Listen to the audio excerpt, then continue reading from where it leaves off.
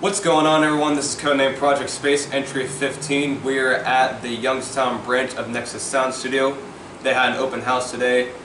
We just toured the studio earlier today and it looks absolutely phenomenal. Here we have Anthony Alexander here, which is one of the sound engineers of Nexus Sound Studio. How long have you been doing music in general? I've been doing music pretty much my whole life. Ever since I was little, it was something, whether it was, singing in front of family members and things like that. But I had a professional career as an artist, as a rapper for quite a while. And I spent most of my time in front of the microphone and on stages. So the transition into being an audio engineer was one that was a little nervous, but it was good, and it kept me in tune with music. So there was a lot of experience that I was able to take from being a musician to being an audio engineer, and it's still like being a musician for real. Even with as technical as it is, it's still like being a musician. Yeah, technology keeps changing, man. Yeah. I mean, kind of feels like every fucking day it's like changing. Sometimes it's hard to keep up. Yeah, absolutely. Yeah. So how long have you been operating with Nexus? I've been with Nexus probably about I want to say around 2 years now at this point. I started off as an intern, so I looked at it as a very good opportunity to kind of get my feet wet and see if I actually enjoyed being an audio engineer, and I did. I really did. So I interned for about 8 months, I want to say, and AT and Keith and Evan and everybody just funneled as much information and technique as they could into me. Yeah. That's always good. Yeah. Yeah, about 2 years. Have you gone to school for anything like this prior to going to Nexus? No, I actually went to school at the University of Cincinnati for English literature. I went into it thinking that I'm a rapper. English literature, use of words, that's probably a good choice. That's what it was. So I had a lot of experience. As I said, I've been an artist for a long time, and I would sit in on recording sessions, and then there would be different engineers that would say, well, you can just go ahead and take over the studio, and they showed me simple things about recording myself, which a lot of things got switched around once I actually got real training. But I've never gone to school specifically for this at all. No, I just really picked things up hands-on and through the teachings of Alex and Evan, and both of those, they both went to school. AT, he went to, I think, the one in Chillicothe recording workshop. I can't remember exactly where Evan went, but yeah, so it's like they went, I guess they went so I didn't have to. What were your biggest challenges for being in the studio and while working? Okay. One of the biggest challenges was unlearning some things. You can pick up bad habits based on what you're used to.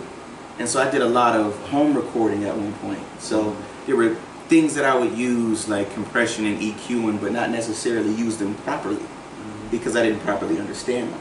It wasn't until meeting Alex and going through the internship that I find out, okay, this is what I really should be doing, and this is why I should be doing it in order to get the type of sound quality that I needed.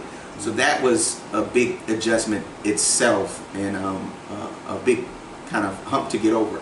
The other hump that I would say is coming from being an artist myself, it's very easy to, when you're in a session with another artist, it's your job as the audio engineer to make them sound as great as possible, which is hard to do from an artist point because it's like, I'm that guy too. Yeah, so has their own nuance. Right, so it's different, and then giving the client what they want, and then to combat that, one of the most important things, and Keith, I don't know if you spoke to him earlier. Oh yeah, he's my dude, man. He was my recording engineer for my debut album and my EP that came out with on September 27th of this year.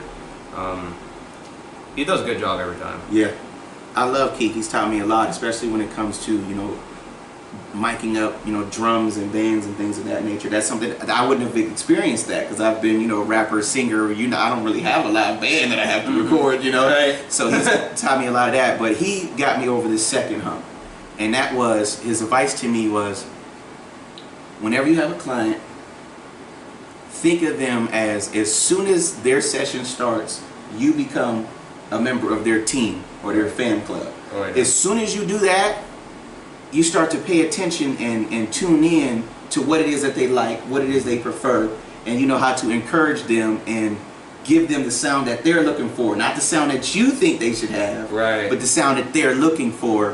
And it creates a very organic experience, and you end up really enjoying the situation so much more because it's your friends now. We're a team when we're in here working, you know? And that got me over that second hump. I would say those were the two main things: unlearning things and interaction with clients.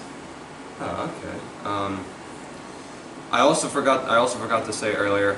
They also have a location of Nexus Sound Studio in Warren, Ohio. It's located on, as of right now, it's located on, I believe, Folsom Street. I think is what it is. But Fulton. I gotcha. I was thinking of Fulton.